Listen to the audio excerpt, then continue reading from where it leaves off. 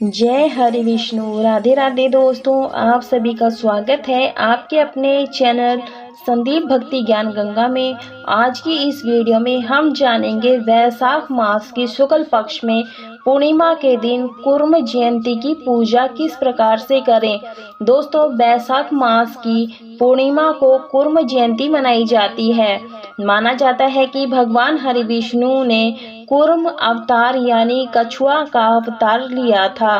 शास्त्रों के अनुसार कछुआ भगवान विष्णु का दूसरा अवतार है। कहते हैं समुद्र मंथन के दौरान देवताओं की सहायता के लिए और मंदराचल पर्वत को अपनी पीठ पर धारण करके समुद्र मंथन करवाया था, नहीं तो मंदराचल पर्वत पृथ्वी में धंसा जा रहा था। समुद्र मंथन बिना कच्छप के संभव नहीं था। कूर्म जयंती का शुभ दिन इस दिन निर्माण कार्यों के साथ भूमि पूजन और वास्तु दोषों की निवारण के लिए बहुत ही उत्तम माना जाता है। तो दोस्तों, वीडियो को पूरा देखिएगा, स्किप मत कीजिएगा।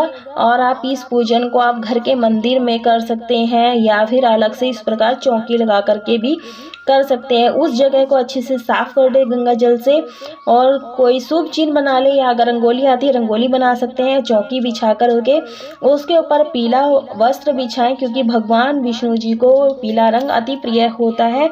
तो मैंने यहाँ पर पीला आसन बिछा लिया है और उसके बाद हम यहाँ पर चावलों का अक्षत, जिसे अक्षत बोलते हैं, अक्षत का आसन देंगे। उसके बाद हमें यहाँ पर भगवान विष्णु की प्रतिमा या फोटो को विराजमान करना है। अगर आपके पास लक्ष्मी और विष्णु की फोटो या प्रतिमा एक साथ है तो आप वो भी यहाँ पर विराजमान कर सकते हैं। चावलों का कुछ आसन देते हुए यहाँ पर हम लक्ष्मी जी और गणेश को विराजमान करेंगे। तो मैंने यहाँ चावल का आसन देते हुए गणेश जी को विराजमान कर लिया है। उसके बाद लक्ष्मी माता को भी विराजमान कर लिया है। और ये बहुत ही विशेष दिन होता है।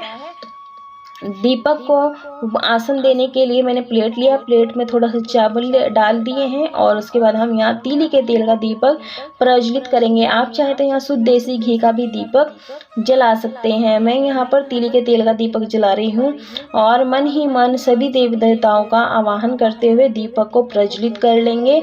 उसके बाद हमें यहाँ पर थोड़ा सा चावल का आसन देना है। देने के बाद यहाँ पर हमें एक प्लेट रखनी है। आप यहाँ कांच की भी प्लेट रख सकते हैं, और अगर आपके पास इस प्रकार से क्रिस्टल का कछुआ है या फिर तांबे का, पीतल का, जो भी किसी भी टाइप का आपके पास कछुआ हो, आप वो पूजा में ज़रूर से विराजमान करें, क्योंकि हमें कूर्म जयंती की पूजा करनी है। जो कछुआ अवतार है ये भगवान विष्णु जी का ही अवतार है। तो यहाँ सबसे पहले मैं कछुए को गंगा जल से स्नान करवा दूंगी और इसके बाद हम थोड़ा सा जल लेकर के, जल और गंगा जल मिला करके और सभी का शुद्धिकरण कर लेंगे। चौकी का शुद्धिकरण कर लेंगे। आप चाहे आप उसकी मदद से या आम के पल्लों से भी शुद्धिकरण कर सकते हैं।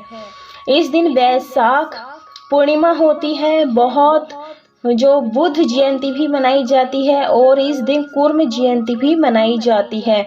मैंने यहाँ हल्दी का मेरू पर्वत बनाया है।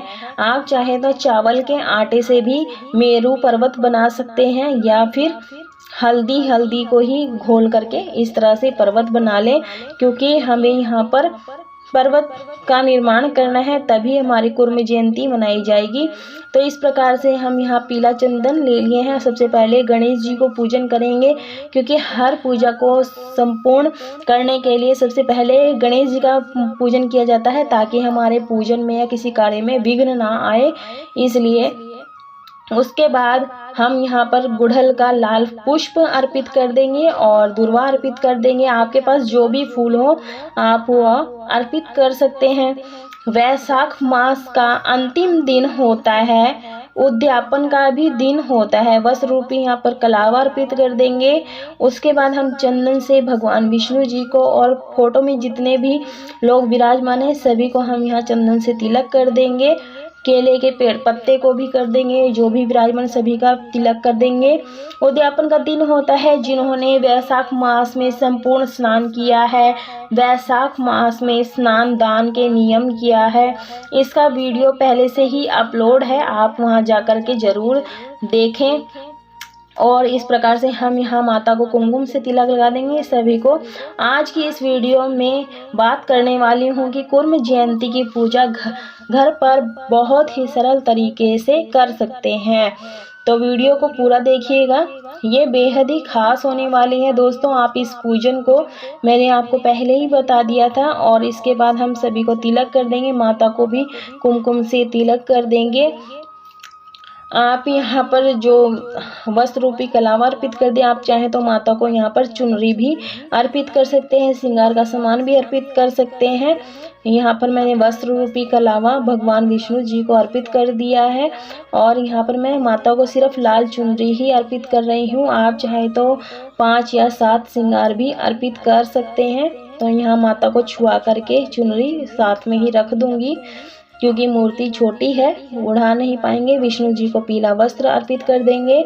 आप चाहें तो जनेऊ, आप ये जनेऊ अर्पित कर दें, और जो आपने जनेऊ इस पूजा करने के बाद जब पूजा संपूर्ण हो जाती है, आप इस जनेऊ को दान भी कर सकते हैं। और जो ये कलावा है, कलावा को आप अपने कलाई में हाथ में भी बांध सकते हैं। माता को गुड़हल का फूल अर्पित कर देंगे। अगर गुड़हल का फूल नहीं है आपके पास, तो आप यहाँ पर गुलाब का फूल भी अर्पित कर सकते हैं। भगवान विष्णु जी को पीले रंग अति प्रिय हैं, तो पीले पुष्प जो भी हो आपके पास वो आप चढ़ा दें। ये भगवान श्री हरि विष्णु का ही स्वरूप होते हैं। पूर्णिमा के दिन सत्यनारायण जी का भी पूजन होता है। उसी समय आप किसी शुभ पत्ते पर कछुआ पीले चंदन से बना करके पूजन कर सकते हैं। दीपक का पूजन कर देंगे हल्दी चंदन कुमकुम से, इस प्रकार से, और मन ही मन अग्नि देवता का आवाहन करते रहेंगे। और इसके बाद हमें यहाँ पर 5-7 टिकियाँ लगा देनी है। उसके बाद हमें यहाँ ध्यान कर लेना है। तो इस प्रकार से आप जहाँ पर आज के दिन आप सत्यनारायण की पूजा कर रहे हैं, वहाँ पर भी आप कछुए का चित्र या प्रतिमा रख करके बना करके आप जयंती पूजन कर सकते हैं, इस पूजन को संपूर्ण कर सकते हैं। अब यहाँ कछुए को भी तिलक लगा देंगे, सुमेरु पर्वत को भी इस प्रकार से हम यहाँ पर चंदन रोली से तिलक कर देंगे। दोस्तों, वैशाख मास की पूर्णिमा है ना, संपूर्ण पूजा सभी लोग मिल करके कर सकते हैं। घर के सभी सदस्य, आस पड़ोस के सभी लोग मिल करके इस पूजन को कर सकते हैं। पुष्प अर्पित कर देंगे। सारी पूजा आप एक चौकी पर भी लगा करके कर सकते हैं। आप इस पूजा को व्रत रख कर भी कर सकते हैं, और बिना व्रत रखे भी इस पूजन को कर सकते हैं। पीले फूल हम यहाँ सभी में अर्पित कर देंगे। दोस्तों, यह पूजन आप सुबह में स्नान आदि कार्यों से निवृत्त हो जाएं, वह स्वच्छ वस्त्र धारण करके आप इस पूजन को करें। धूप दिखा देंगे सभी को। सबसे पहले गणेश भगवान को धूप दिखा देंगे, उसके बाद माता लक्ष्मी को, और उसके बाद सत्यनारायण भगवान जी को भी। पूर्णिमा का दिन होता है, जो भी आपने खीर पूड़ी बनाई हो उसका भोग अवश्य रूप से लगाएं। तो पहले यहाँ पर आप धूप बत्ती वगैरह सुलगा लें, क्योंकि इससे वातावरण सुगंधित हो जाता है, और पूजा पाठ में सुगंध का बहुत ही विशेष महत्व होता है। और सभी में अक्षत अर्पित कर देंगे।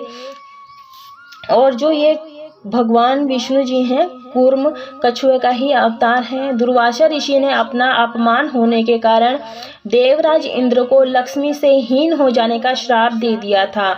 भगवान विष्णु ने इंद्र का शाप मुक्त करने के लिए अश्रु के साथ समुद्र मंथन करने के लिए कहा, और दैत्य को अमृत का लालच दिया। तो इस प्रकार से हम गणेश जी का भोग अलग से लगा देंगे। मैंने यहाँ खीर बनाई है और गुड़ नारियल का भोग लगा दिया है, और भगवान विष्णु जी को भोग लगा देंगे। आपने जो भी भोग लगाया हो उसमें तुलसी पत्र जरूर से डालें, क्योंकि बिना तुलसी दल के ये भोग स्वीकार नहीं करते हैं।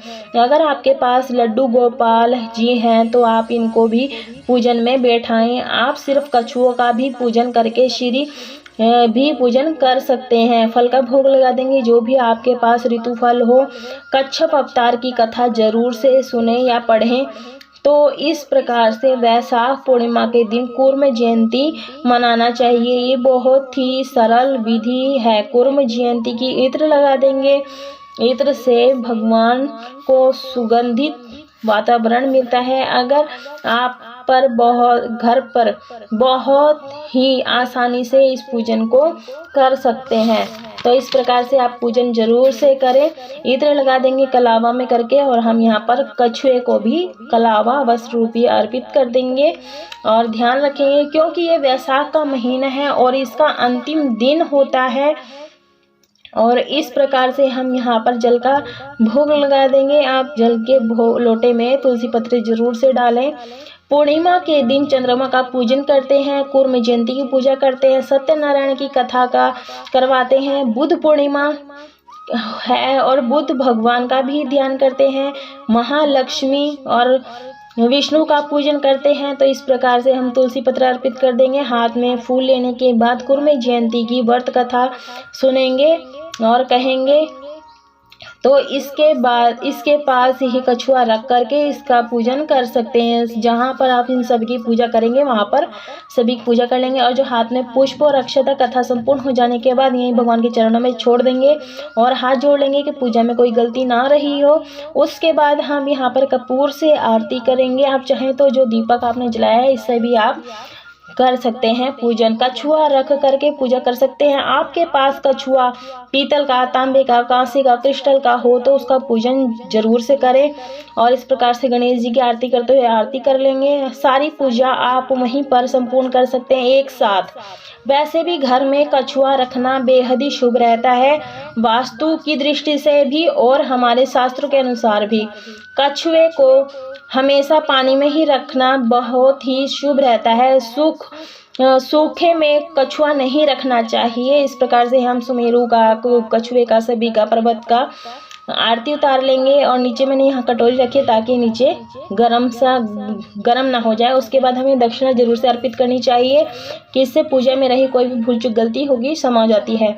आपके पास यदि कछुआ नहीं है तो आप आज के दिन जरूर घर ले आए। वैशाख पूर्णिमा के दिन, कूर्म जयंती के दिन कूर्म यंत्र की भी पूजा आप स्थापना कर सकते हैं। हाथ में गंगा जल लेकर के आचमनी कर ले, बेहद ही शुभ रहता है। घर में स्थिरता आती है, लक्ष्मी स्थायी रूप से आपके घर में निवास करती है। तो इस प्रकार से हाथ जोड़ लेंगे कि पूजा में कोई भूल चूक गलती ना रही हो। और तो आप वैशाख पूर्णिमा के दिन कूर्म जयंती की पूजा अवश्य करें। बेहद ही सरल विधि मैंने आपके साथ शेयर की है। आशा करती हूँ आपको यह जानकारी ज्ञानवर्धक लगी होगी। अगर यह ज्ञानवर्धक आपको वीडियो लगी है तो वीडियो को लाइक शेयर ज़रूर कीजिए। और अगर आप हमारे चैनल पर पहली बार आए हैं तो चैनल को सब्सक्राइब कर लीजिए ताकि आने वाला हर नोटिफिकेशन आप सभी को सबसे पहले मिल सके। और कमेंट बॉक्स में जय लक्ष्मी नारायण हरि विष्णु जरूर लिखिए। तब तक के लिए आप सभी को राधे राधे दोस्तों।